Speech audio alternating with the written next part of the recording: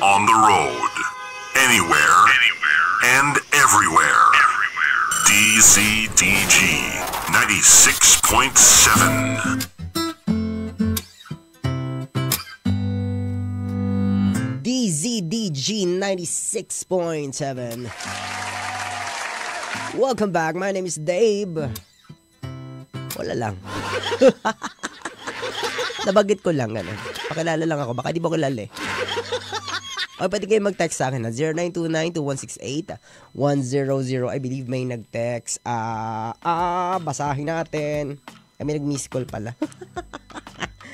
Sorry. Hindi ko na ano siya. Sabi niya, Kuya Dave, musta po? Pwede po bang mag-request ng kanta? Hindi. Adamot. Hindi, sige lang, go lang, mag-request ka lang. Tapos titingnan natin kung nandito sa ating library. And pag nandito, hindi ko pa rin ipi-play. We'll see. Sige lang, isan dyan lang yung mga request kung meron man. And meron tayong palaro later. Ano bang papanalunan nyo sa akin? Ang mapapalanunan nyo sa akin ay, anong date ngayon? PJ, what's the date today? 24. Uy, Burger King meal. Isang Burger King meal. Di ba pwedeng ako na lang yung manalo? Gusto ko to eh. Mahilig ako sa ganyan eh. Baka naman, Burger King. Endorsement. DJ may ubo. Yan ang mapapanalunan nyo sa akin ay Burger King meal. So magpapalaro tayo later. Mamaya, tatawag kayo sa akin mamaya. Tatawagan yung number ay 0929-2168-100. 0929-2168-100. Tatawag kayo sa akin later Tapos maglalaro tayo. Pag nanalo ka, ay di ba meron kang Burger King, diba? Gayon. Anyway, let's read our message. May nag-message sa atin dito. Si ate mong Ana. Ang sabi niya dito, Hi Dave.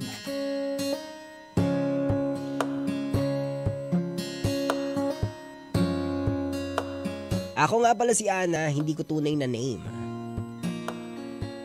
Gusto ko lang i-share ang personal life ko. Bakit ayokong i-share yan? Yun na. Charot. Lagi may side comment. Sorry. Sabi niya, gusto ko lang i-share personal life ko. Matagal na akong walang karelasyon. Ako din, Ano gagawin natin? Kinento ko ba sa'yo? Basahin mo na nga kasi, Dave. Meron ako noon, pero hindi talaga tumatagal ng taon. Huli karelasyon ko pa ay noong 2022. Tapos wala na. Ala na. Kailan kaya ako magkakaroon ng perfect relationship? Hindi ko alam. Walang matinong basa naman yun. 32 na ako. Going 33. Alam mo, usually pag 32, going 33 talaga. Tama naman na. Minsan nga naiingit ako pag nakakakita ako ng mag-asawa ng 10 o 20 years nang nagtatagal. Paano mo nalalaman yun? Ang galing mo naman. Nalulungkot ako kasi sila na experience nila magka-love life. Samantalang ako, hindi ko maranasan. Sana ma-experience ko naman na meron din ako. Mag-isa lang ako sa bahay tapos araw-araw pare-pareho ng routine. Ay, hindi mo alam kung mag-isa ka lang dyan. Baka mamaya, di ba? Sa ilalim ng kama mo, hindi mo alam. Same, pare-pareho ang routine. Papasok sa trabaho, uuwi, tutulog, gigising, nakakasawa. Bakit ganito? Nakakalungkot lang. Sana makahanap ako ng akin. More power po sa DZDG at sa'yo, Dave. Galing kay Ana. Kawawa naman.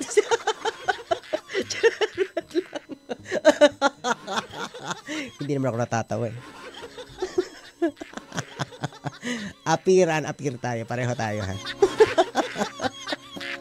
Baka ako yung nagsulat nito pala. Baka ako pala si Ana. Charot. Ay, ano magagawa natin, diba? Sabi ko nga lagi yung situation kung saan tayo nandyan. Diba? Tayo may gawa niyan eh. Yan ay resulta ng mga desisyon natin at mga bagay na hinahayaan natin mangyari sa ating buhay. So, kung single ka ngayon, lumandi ka. Diba? Okay lang naman lumandi. Lahat naman tayo malandi talaga. Tigil-tigilan nyo nga ako. Lahat tayo malandi talaga. No, pero landi responsibly. Yan lagi ko sinasabi ha. Landi responsibly. Pwede ka naman lumandi basta responsibly. Huwag ka lalandi sa may asawa, huwag ka lalandi sa may jowa na, huwag ka lalandi sa sa pinsan mo, wag ganun. Huwag mo lalandiin yung ex nung tropa mo kasi 'di ba? Ano 'yan eh? Anong tawag diyan? Anong tawag sa ganun? Unspoken kinembulong. 'Di ba parang ano yun eh, bro code 'yan eh, 'di ba? Bro code tsaka sister code. 'Di ba 'yan yung mga unwritten rules na nakapaligid sa atin. Pag ex ng tropa mo, especially ng close friends mo, 'di ba? Wag mong didiskarte ha, 'di ba? Wag mong lalandiin. So, kung ganyan na single ka at gusto mo magkaroon ng karelasyon, ganyan, landi responsibly.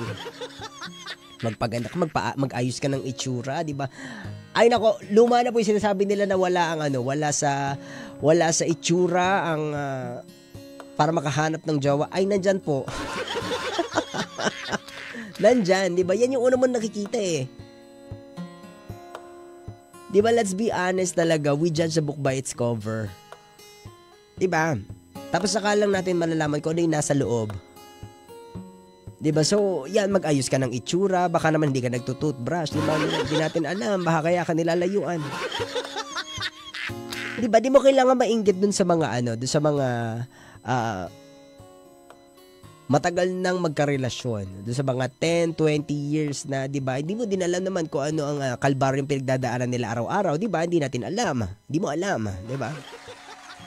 Hindi mo alam kung araw-araw ba yung nag-aaway, di ba? We do not know. At saka racing ba? May lakad ka ba? Nagmamadali ka ba?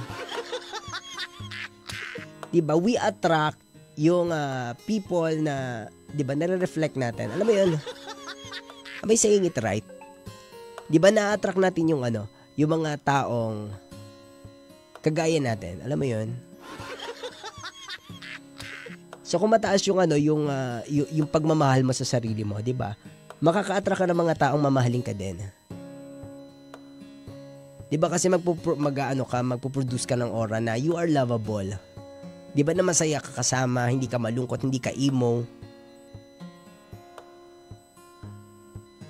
Pansinin mo yung mga sad boy, mga sad girls, di ba? Sila yung mga wala talagang walang halos lumalapit, di ba? Bakit ka lalapit sa masakit, ang sakit sa ulo pa samahan, di ba? As opposed sa taong maligaya, sa taong kontento, di ba? Mas na-attract tayo sa ganun. Yung taong nag-glow, di ba? So mali mo muna yung sarili mo.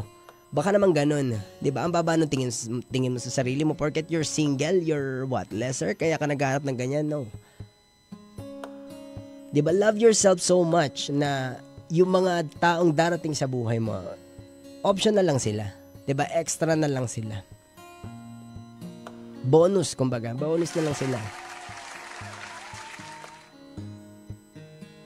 Ang kamalungkot, Diyos ko, Lord naman. Habang ang tawag dito, productive procrastination, ganyan. Ituring mo na lang na procrastination yung pagiging single mo, ha? O, diba? I-set mo yung mind mo sa tamang paraan.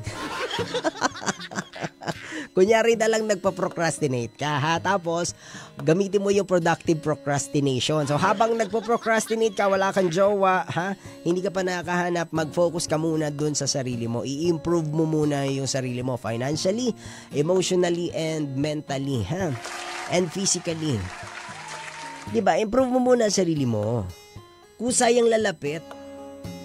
Di ba, hindi mo hinahabol ng bulaklak ang paru-paro. Di ba, magtayo ka ng garden kung saan pupunta yung mga yan. Di ba?